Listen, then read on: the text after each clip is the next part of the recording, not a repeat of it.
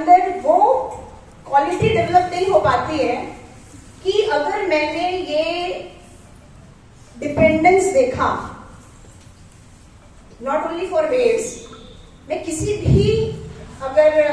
आज मैं आपको न्यूक्लियर फिजिक्स पढ़ाती या मैं आपके साथ हम एटॉमिक फिजिक्स डिस्कशन करते या कुछ भी क्लासिकल करते, तो जो परिस्थिति है उसके लिए इक्वेशन लिखना, ये लगातार हमें सिखाना पड़ेगा उन्हें।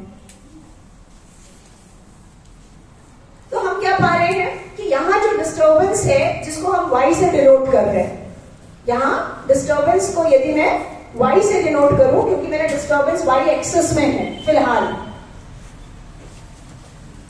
यहां पर हमारा जो पार्टिकल था वो बीड्स थे, वो मोतियां थी,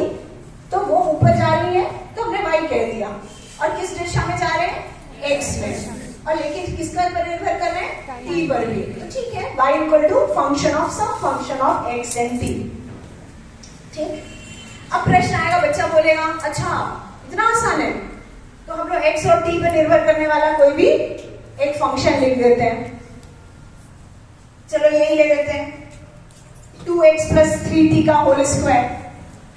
गणित है ना भाई, गणित में तो सर कुछ भी लिख देंगे, लोग या सॉल्व कर लो, कर देते हैं ना हम लोग ऐसा। तो मैंने एक उदाहरण ले लिया, 2x प्लस 3t का होल स्क्वायर। ठीक, अब मेरे डिपेंडेंस के हिसाब से कि x और t पर निर्भर करता है, कर तो रहा है, क्या ये वेव्स इक्वेशन होगा?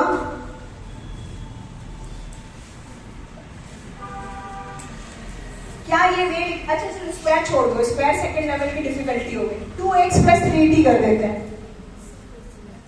2x प्लस 3t, पीछे वाले को बताएंगे y is equal to 2x plus 3t।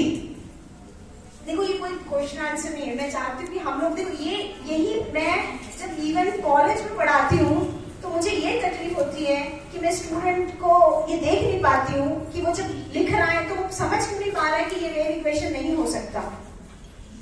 या हो सकता है,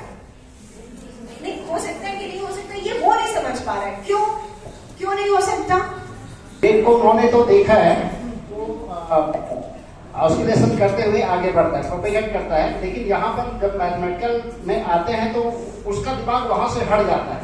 जो उन्होंने देखा है। उनको यदि ये पता चला, आप बताएं कि वहां पर देखिए ये जो कर्व जैसा चल रहा है, ये कर्व मैथमेटिकल में साइन एक्स या फिर कॉस एक्स का हो सकता है, तो यहाँ पर उसके मैथमेटिकल एक्सप्रेशन में वो चीज तो दिखाई नहीं दे रहा है, जिस कारण से ये उस वेव का समीकरण नहीं हो सकता, ऐसा हमको बताना चाहिए। थैंक यू सो मच, क्योंकि उन्होंने कहा कि यदि आप सिर्फ गणित की बात करेंगे तो मुश्किल है, आपको उस वेव को याद रखना है। आप जिस वेव को अभी चर्चा कर रहे थे कि oscillation, so there is a periodicity, सबने बोला कि वहां पीरियोडिसिटी है, तो पीरियोडिक होने के कारण आपके पास एक पीरियोडिक फंक्शन होना चाहिए, ठीक है ना, ऐसा होना चाहिए, वो भूल जाता है। लेकिन यहां पर एक ट्विस्ट और है कि ये सिर्फ इसलिए, इसको इजी बनाने के लिए या इस पर जो हमने काम करा, तो हम ये कहते हैं कि it is not just function of x and t, x और t का जो तो फलन है ही, साथ में it should be valid for all values of x and t। क्या कंडीशन है? It must be valid for all x and t, है ना। हमने कोई शर्त तो लगाई नहीं थी कि हमने तरंग करेंगे तो यहां तक नहीं जाएगा कि वहां तक नहीं जाएगा, ये सभी x और t के लिए। हाँ, अब आप सोचो क्या है, यहां पर एक लाइन बहुत इंपॉर्टेंट है, एनसीईआरटी की बुक में एक एक लाइन